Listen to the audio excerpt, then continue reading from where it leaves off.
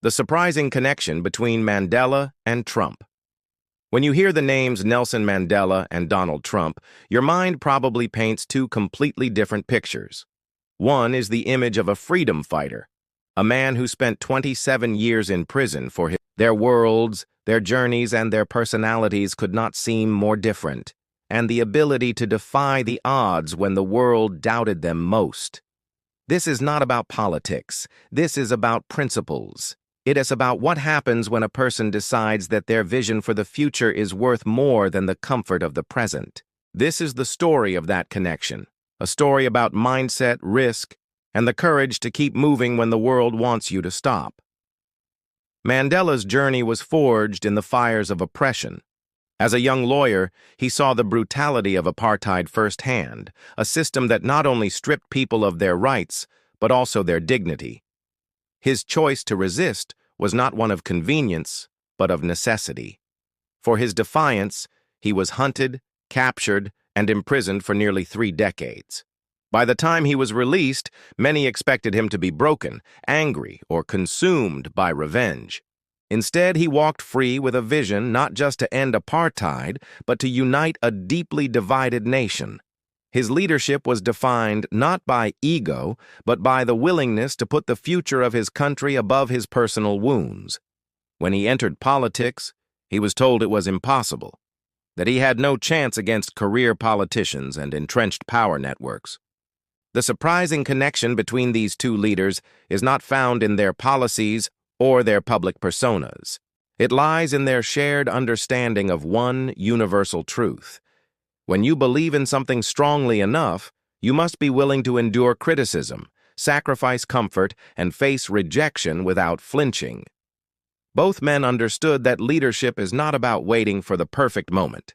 It's about creating it, often in the face of overwhelming resistance.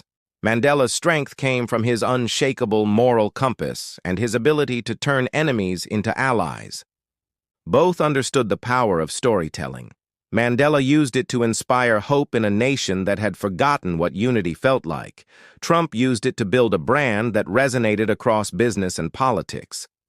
There is also a shared lesson in their resilience. Mandela spent 27 years in a small prison cell, cut off from the world, enduring conditions meant to break the human spirit. Yet, every day, he cultivated the mental discipline to keep his mind sharp and his purpose clear. Different battles, different arenas, but the same refusal to let external forces dictate their destiny. Another powerful parallel is their willingness to embrace risk. Mandela knew that negotiating with the apartheid regime would anger some of his closest allies, but he did it because he believed it was the only path to peace. Leadership, for both men, meant stepping into the arena knowing that the blows would come, and choosing to face them anyway. Perhaps the greatest connection between them lies in their ability to inspire action. Mandela inspired a fractured nation to come together and rebuild. Whether you agree with them or not, you cannot deny their impact. And there is a personal lesson here for all of us. You don't have to be a president, a freedom fighter, or a billionaire to apply these principles. Are you willing to endure discomfort for your goals? Are you prepared to keep moving when the critics get louder? Are you ready to take risks when the safe choice would be to stand still?